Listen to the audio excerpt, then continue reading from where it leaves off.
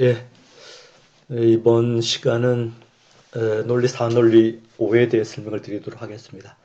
논리사는 주로 계급 정책, 계급 연합을 통해서 복지국가의 등장과 확산을 설명한 이론이 되겠습니다. 이 이론을 흔히 가리켜서 우리가 권력자원론이라고 한다는 것을 말씀드렸고, 이 권력자원론은 저는 코르피라고 하는 코르피나 좀 팔메와 같은 그런 어떤 스웨덴 사회복지 학자들에 의해서 어, 주장이 되는, 또는 에스피 앤더슨도 사실 이 권력자원에 속해 있는 학자라고 좀 할 수가 있겠습니다만, 어쨌든 복지국가의 확대를 설명하는 유력한 그런 어떤 이론이라고 할 수 있겠습니다.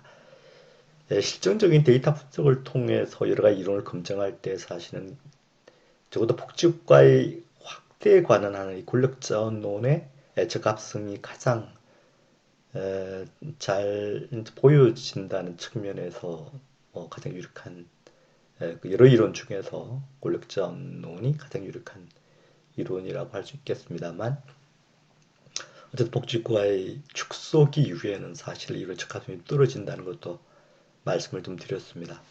자, 권력자원론은 이제 한마디 요약하자면 노동적 계급의 주된 행위자는 노동조합과 정당이 되겠습니다. 노동적 계급은 자신의 요구와 이익을 복지국가가 다른 문제로 구체화하고 투쟁을 했다. 그리고 임금 노동자들의 삼인주의적 조직화, 정도화, 복지체계의 보편주의 연대, 재분배 수인과 연결했다. 이렇게 해석을 하고 있는 것이죠. 그러니까 이런 어떤 노동자 계급의 권력 자원인, 노동자 계급의 권력 자원인 노동조합과 정당이, 이게 노동조합이 강력하고, 예를 들면 노동조합 조직률이 높고, 노동조합의 중앙 집중적인 조직 수준이 높고, 그리고 노동자 정당은 여러 나라에서 이름이 좀 각각 다르서 인구 같은 노동당이고, 독일은 사회민주주의 정당이고 삼인당이고, 프랑스는 사회당 뭐 이렇게 되겠습니다만, 각각 이름이 나라마다 조금 차이가 있습니다만, 주로 이제 중도좌파 정당들이죠. 예를 중도좌파 정당들이 집권한 비율이 높으면 높을수록 사회복지 프로그램에서, 이렇게 전체 지출에서 사회복지 프로그램이 차지하는 비율이 높게 나타나는, 뭐 이런, 우리가 통계적 분석을 해보면 대체로 그렇게 나타나고 있습니다. 자, 그래서 어쨌든 이 권력자 언어는 개혁 관련적 분배 갈등, 그러니까 개혁과 개혁 간의 분배 갈등이 사실은 복지국가를 둘러싼 투쟁에서 가장 지배적인 것이다. 이렇게 가정을 하고 있는 것이고, 또 복지국가의 어떤 관대성, 뭐 여러 가지로 사실은 우리가 실증 분석을 할 때는 뭐 다양한 변수들을 조작화해서 조직노동의 권력자원과의 관계를 주로 이제 회계 분석을 통해서, 또는 뭐 비교복지국가론에서는 역시 패널 데이터를 분석해서 패널 구성해서 분석하는 경우가 상당히 많은데, 뭐 그럴 경우는 패널 데이터, 패널 회의 분석을 통해서, 그러니까 노동자가 가지고 있는 권력 자원이 복지국가에 관대성에 미치는, 복지 관대성도 역시 이제 다양하게 조직되어 있는, 복지국 프로그램들이 워낙 다양하기 때문에 관대성 인덱스, 제너러스 인덱스를 이제 약간 복잡하게 구성을 해서, 또는 탈삭품화 지수를 사용하기도 하고, 뭐 이렇게 구성해서 통계적으로 분석하는데, 이게 여러 가지 이제 독립 변수 중에서 조직노동의 권력 자원이 가장 이제 유리하게, 시그니피컨트하게 나타나는, 뭐 이런 어떤 분석들을 전형적으로 채택을 하고 있는 것이죠.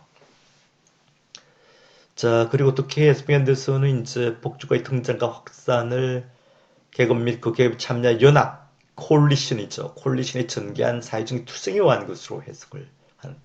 그러니까 클래스 콜리션이 가지고 있는 복지국가의 확대 과정에서 그걸 특별히 이제 강조를 또 하고 있는 것이죠. 이게 정치적인 political coalition 형성의 오존을 이제 꽤 근거해서 해석을 하는 것인데, 특히 이제 친복 세력으로서 좌파가 유일한 것은 아닙니다.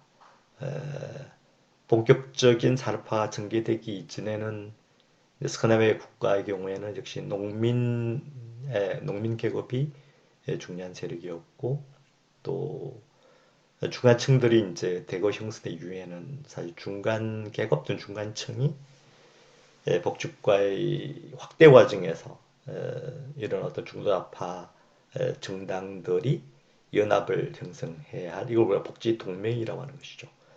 복지 동맹을 구성하는 중요한 집단이 되는 것입니다. 자, 이 계급 연합의 문제를 좀 더 디테일하게 구성한 게 이베르스텐과 소스키스 모델이 되겠습니다. 이베르스텐은 현재 하버드 대학교 교수인데 덴마크 태생이에요. 그래서 우리가 표기를 이베르스텐 이렇게 부르고 있습니다. 앞서 나온 에스피 앤더센도 덴마크 출신이에요. 그래서 덴마크의 표기법으로 따르면 에스피 앤더슨이 아니고 에스핑 아네르스텐이에요. 아네르스텐. 뭐 그렇게 정확하게 표기하면 그렇게 되겠습니다. 워낙 이제 에스피 앤더슨이 또 미국의 대학교 생활을 또 오래 했고 미국에 박사학위도 미국에서 받았던 것으로 위스콘신 대학교에서 박사를 받은 것으로 제가 기억을 하는데요. 또 워낙 국제적으로 많이 알려진 학자니까 그냥 영어식으로 해서 에스피 앤더슨 이렇게 표기를 합니다만 정확하게 덴마크식으로 표기한다면 에스핑 아네르센이 되겠습니다. 아네르센 하지만 보통 뭐 에스핑 앤더슨 이렇게 표기를 우리가 하고 있습니다. 근데 이베르센 수스키스 모델은 이렇게 이제 좀 더 디테일하게 구성을 하고 있습니다. 중간 계급의 복지급의 수혜 대상에 포함되지 않으면 잔여적 레지듀리죠. 잔여적 복지체제 주로 앵글로색선 국가들이 잔여 복지체제를 대표하는 국가분들이 되겠죠. 그리고 중간계급의 복지급의 수혜자에 포함되면 포괄적이고 인클루시브하고 보편적인 유니버셜한 복지체제다. 이렇게 보고 중간계급의 일부가 친복지 연합에 포함된 나라는 보수주의적 복지체다. 이렇게 구성을 하고 있습니다. 이베르슨 수기스다 같이 보유시 학파의 주된 구성원들이죠. 보유시 학파 주된 구성원들이 되는데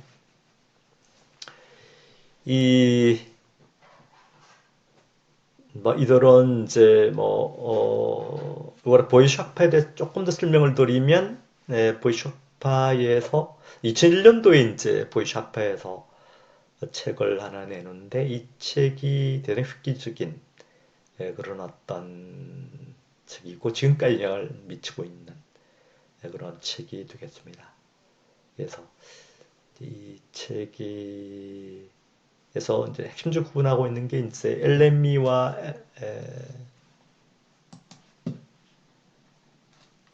CME와 LME 조정적 시장 경제 체제와 자유주의적 시장 경제 체제 이걸 구분하는 것이죠.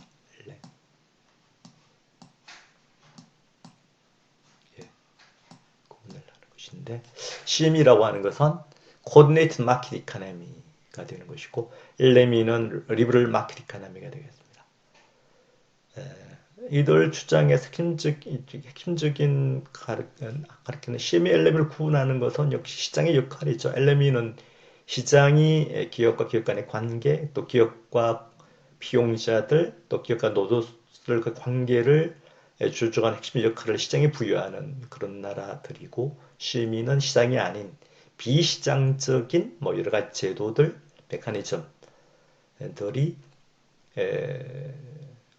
이제 기업과 기업의 관계, 기업과 기타 행위자들 사이의 관계를 조정하고 규율하는 중요한 역할을 담당하는 그런 어떤 체제로서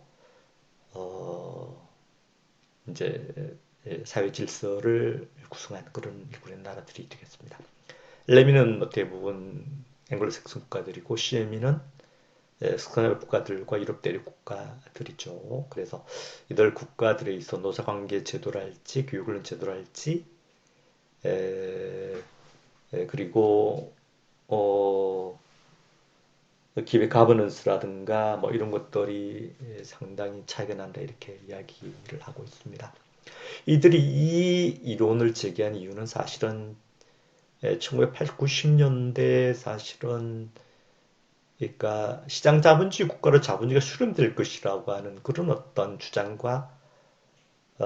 대해서 반기를 들기 위해서 내세운 게 바로 이 자본주의 다양성론이 수렴되는 것이 아니라 자본주의 다양성이 여전히 유지되고 있다는 그런 어떤 주장이 되는 것이죠.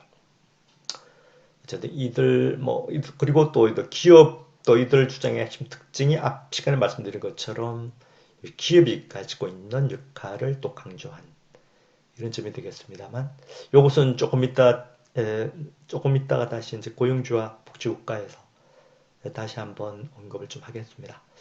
어쨌든 이벨슨과 소스키스는 그러니까 2차 대전 후 순진자본주의 국가에서 좌파는 다당제 정치 체계에서 집권한 경우가 많았고 우파는 양당제 정치 체계 집권한 경우가 더 많았다. 그리고 중간계급은 양당제 정치 체계에서는 좌파가 집권할 경우 잃을 것이 더 많지만 다당제 정치 체계에서는 좌파와 연합할 경우 더 얻을 것이 많았다. 이렇게 보고 있는데 그 근거로서는 다당제 정치 체계에서는 중간계급 정당이 좌파 정당과 연합해서 부자들에게 세금을 부과하고 그로부터 얻은 세입을 안정적으로 나눠 가질 수 있는 구조라는 것이고, 따라서 다당제 정치 체계에서 좌파가 집권할 빈도가 말하면 좌파 정당이 다당제 체계에서는 중간급 정당이 좌파 정당이 연합하는 그런 어떤 확률이 높았다는 것이고, 또 재분배도 많이 이루어지는 관대한 복지가 성립했다. 이렇게 설명을 하고 있습니다. 자, 요것은 특히 이제 선거제도와 관련해서 좌파 우파 정부가 집권하게 되는 그런 비율을 통계적으로 산출한 표가 되겠습니다. 45년부터 98년까지의 통계 데이터가 되겠습니다. 선거제로서는 이제 비례대표제와 다수대표제, 모조리테리안 일렉트럴 시스템 이렇게 구분을 하고 있죠. 주로 비례대표제에서 주로 이제 다당제고 모조리테리안에서 주로 이제 양당제가 취해질 텐데요. 정부의 내각 구성의 이념적 성격으로는 좌파 정당이 있고 우파 정당이 있습니다만 그 비율을 보면 비례대표제에서 우파 정당이 집권한 비율이 무려 26%, 26%밖에 안 되고 다수대표제 하에서는 무려 75%가 되니까 현격하게 차이가 나는 것이죠. 이것도 마찬가지로 정당과 선거제도의 핵심적인 지표들을 보여주는 것인데, 이건 다수대표제를 취하고 있는 그런 나라, 유럽과 뭐 영미권 나라들, 그리고 뉴질랜드 같은 호주와 같은 태평양 국가들이 들어있고, 비례대표를 선택하고 있는 그런 스칸디나비아 국가들과 유럽 대륙 국가들을 나눠서 보여주고 있는데, 이걸 보시면 대개 이제 이런 선거제도 하에서도 입법 과정에 참여할 수 있는 정당의 숫자가 또 여기에 적혀져 있고, 그 다음에 선거제도의 어떤 비례성을 보여주는 이것도 이제 인덱스로 만들어서 이제 비례성의 정도를 양화시켜서 그렇게 표기한 그런 어떤 데이터가 되겠습니다.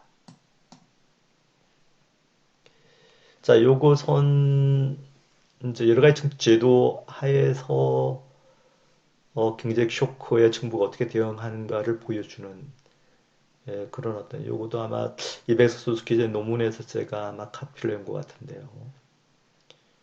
요게 아마 이때 경제 위기가 제가 기억하기는 아마 2008년도에 경제 위기 때 여러 선거제도를 가지고 있는 나라들에서 어떻게 사회복지 프로그램에 지출을 했는가를 보여주는 그런 어떤 그림인 것으로 기억을 합니다만, 자 보시면 어쨌든 그 약한 기민당이 되겠습니다. 기민당이 약하고 비례대표 취하고 있는 그런 국가에서 사회복지 프로그램 지출 수준이 제일 높게 나타나죠. 그 다음에 다수제 제도를 두고 있는, 선거제를 두고 있는 국가들에서 가장 적게 지출을 하고 있고, 기민당이 강하면서 비례대표 하고 있는 국가들이 그 중간이 되겠습니다. 그 다음에는 이제 주로 이제 전체 지출을 실업 지출, 주로 이제 실업보험 제도를 통한 지출이 되겠고, 그러니까 이게 아마 언리빈 스펜딩이니까 실업급여에 대한 지출이 되겠고, 그다음에 적극노동시장 정책에 대한 지출이 되겠습니다. 이것도 어쨌든 전체 지출 중에서 일부만을 특정한 어떤 복지 프로그램만을 에, 에, 만을 가지고 이제 산출한 그런 어떤 데이터가 되겠습니다만 어쨌든 유사한 지출의 패턴을 보여주고 있는 것이죠. 그 다음에는 이제 필립 마노와 캐스버겐 모델이 되겠습니다. 필립 마노는 뭐 그 독일의 꽤 유명한 사실은 학자죠. 학자이고 캐스버겐은 덴마크의 어느 대학에 지금 재직하고 있는 복지학자가 되겠습니다. 이 두 사람이 이제 공동으로 쓴 논문이 있는데 이것은 이제 주로 이제 역사적인 경험이나 분석을 통해서 복지국가 분기되어 가는 과정을 모델로 만든 그런 어떤 논문에서 제가 빌려온 게 되겠습니다. 그래서 이들은 어떻게 복지국가가 분기하게 되는지를 이제 이것도 역시 마찬가지로 이제 스간의 복지국가, 유로대 복지국가를 구분해서 보여주고 있는데 스간의 복지국가는 애초에 사실은 20세기 초반경에는 3인 레드는 이제 노동자 세력이 되겠습니다. 3인당이죠. 거리는 농민당이 되겠습니다. 그러니까 3인당과 노동의 이익을 대표하는 3인당과 농민의 이익을 대표하는 농민당 사이의 연합, 복지연합 또는 복지동맹이라고 우리가 번역을 하는데요. 이, 이 연합이 형성돼 있었을 때 대개 이제 농민당이 어떤 컨트리뷰션을 하는 사회보험 제도를 수용하기가 쉽지가 않아요. 농민당은 대개 이제 농민당이 매월 사실은 안정적인 소득을 이제 올리는 그런 어떤 집단은 아니기 때문에 농민당에서는 보편적이고 그리고 정예급여를 선호하는 입장을 이해관계를 가지고 있었고 또 소득 비례적인 그런 어떤 급여는 반대를 했습니다. 그래서 이런 연합이 형성돼 있을 때 사실은 뭐 스웨덴, 덴마크 같으면 뭐 부조형 연금제도가 만들어졌고 또 스웨덴 같은 보편적인 국민연금이 만들어지게 됐죠. 이 이제 말하는 적농 연맹이 이후에 1940년대, 50년대 가면 역시 이제 노동계가 중간계급 연합으로 이행을 하게 되는데 그러면서 이제 이들 계급동맹, 복지동맹을 통해서 제도화되게 되는 복지 프로그램의 성격도 달라지게 되는 것이죠. 유럽 대립복지국가에서는 어떻게 해석을 하냐면 일단 뭐 기민당인 노동계급을 동원하게 되는 케이스. 그러니까 노동자들 가운데도 기독교를 믿는 그런 어떤 노동자들이 꽤 많이 있습니다. 꽤 많이 있습니다. 그래서 노동자들이라고 해서 반드시 생산직 블루칼 노동자들을 위해서 반드시 3인당을 지지하는 것은 아니에요. 노동자들 중에서 일부는 기민당을 지지합니다. 기독교적 정체성을 가지고 있는 그런 그룹이 되겠는데 그러니까 기민당의 노동계급을 동원할 수 있었던 국가에서는 소득비례적 급여에 반대하지 않았다. 이렇게 해석을 하고 또 그래서 노동계급과 중간계급 사이에 타협을 제안을 하게 돼요. 이렇게 마노가 해석을 하고 있고 그리고 또 기민당과 3인당이 긴밀한 힘적 관계를 유지하면 복귀를 건설하게 되는 이런 어떤 케이스가 바로 이제 독일이나 네덜란드, 벨기에, 오스트리아다. 이렇게 보고 있는 것이죠. 기민당이 농계급을 동원을 해서 결국 3인당과 협력적 관계를 유지하면서 복지국가를 건설하게 되는 나라들에서는 독일, 네덜란드, 벨기에, 오스트리아들인데 이들 나라에서는 소득비례적 급여를 소득비례적 급여 이들 나라에서 연금제도를 특징이 소득 비례수급적 성격을 가지고 있고 이게 반대하지 않았다. 이렇게 해석을 하는 것이고 기민의 독자적으로 복직을 건설하게 되는 경우는 저 프랑스 이탈리아 같은 경우인데 이때는 그러니까 좌파가 취약해서 기민의 독자적으로 복지국가를 건설하게 되는 나라는 대표적으로 프랑스 이탈리아인데 또 이들 국가에서는 또뭐 이들 위에 구별되는 좀 독특한 복지 국가를 건설하게 되는 이렇게 해석을 하고 있습니다. 요것도 이제 두 사람이 이 같이 공동으로 쓴 논문에서 나오는 표를 제가 카피를 해온 것인데요. 이거 어떻게 이들은 보고 있냐면, 그러니까 19세기 이후에 전개된 두 개의 혁명이 있습니다. 하나는 산업혁명이고 하나는 민족국가를 구성하는 혁명이죠. 이 두 개가 가장 대표적인 그다음 유럽 국가의 대표적인 클리비지, 균열이라고 했던 것이고 산업혁명은 이제 1차 산업인 농업과 2차 산업 제조업 사이에 이제 균열과 갈등이 좀 더 두려진 국가가 있고 또 노동과 자본 간의 갈등이 두려진 이런 국가들로 구성이 되는데 그러니까 농업과 제조업 산의 갈등과 노자 간의 그런 계급 갈등을 동시에 경험하게 된 나라가 스칸디나비아 복지국가, WS는 웰페어 스테이트가 되겠습니다.